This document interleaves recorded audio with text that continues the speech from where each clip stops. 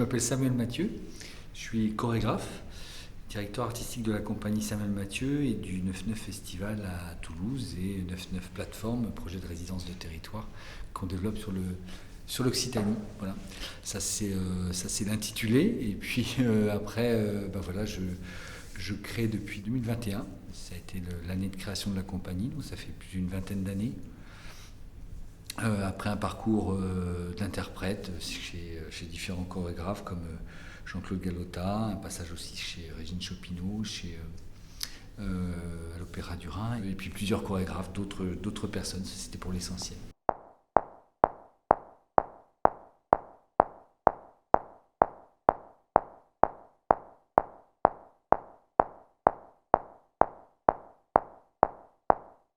Pour le processus de création, je suis passé sur... L'idée était de travailler avec les jeunes du ballet, les étudiants en fait. Et je suis parti d'un projet qu'on a déjà créé il y a quelques années qui s'appelle Swag, qui est en fait la transmission d'un code. Un code que l'on a établi et qu'on essaie de transmettre à différents étudiants en danse. Et là, l'idée, c'était de faire un swag 2, c'est-à-dire d'essayer de trouver une autre manière d'aborder la danse et une autre manière d'aborder l'autre, en tout cas le rapport à l'autre et le regard que l'on peut porter sur l'autre, mais d'une autre façon, d'une autre manière, en utilisant les matériaux de chacun afin qu'ils puissent déterminer une signature chorégraphique qui leur soit propre. Et voilà, l'idée c'était ça. Donc on a repris la musique originale et on a fait ce swag 2. Et en fait ça m'a donné l'idée d'en faire plusieurs comme ça, un swag 3, un swag 4, et à chaque fois qu'on rencontre un groupe, quelque chose va se passer avec eux. Donc le process de création c'était ça.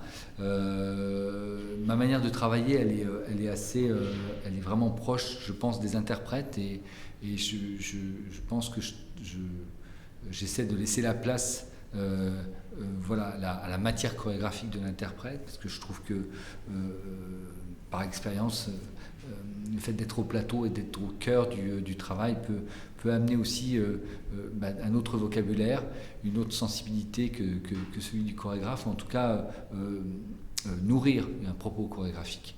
Donc je pense que le rôle de l'interprète est essentiel dans la démarche de création et j'ai tenté de les placer au cœur de cette démarche.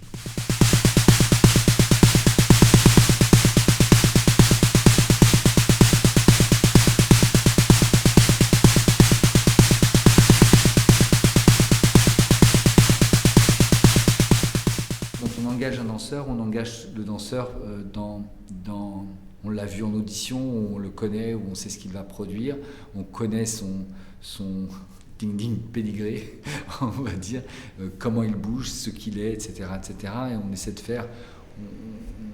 On sait à qui on s'adresse en fait. Là, je ne choisis pas les étudiants je les aide, donc déjà la donne est un peu différente.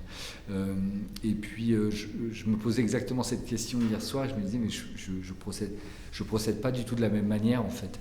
Je laisse beaucoup plus libre les interprètes avec qui je travaille que eux que je dirige beaucoup plus en fait. Alors pas tant sur la matière, je pense que je suis plus en proximité avec la matière, avec mes interprètes, avec les danseurs de la compagnie, les artistes de la compagnie plutôt. Je suis plus en symbiose sur la matière, sur la forme, ce que ça va être, etc., puisqu'ils comprennent les enjeux d'espace qui me sont si chers. Mais avec eux, j'ai plus essayé de travailler sur les espaces et sur cette notion-là. Et par contre, une autre différence, travailler aussi sur l'engagement physique et l'engagement des corps dans l'espace et dans le mouvement dansé. Et qu'est-ce que ça veut dire aujourd'hui une musicalité dans le mouvement dansé? Qu'est-ce que ça veut dire des points d'appui? Qu'est-ce que ça veut dire le poids aujourd'hui dans la danse? Re-questionnons encore tous ces trucs-là. Et donc du coup, on est dans ce process-là. Donc on est à la fois dans un process de transmission, c'est-à-dire de transmettre une manière de travailler, mais aussi un process de pédagogique aussi. Je pense qu'il y a cet endroit-là, même si je reste chorégraphe et à ma place au moment où je travaille avec eux.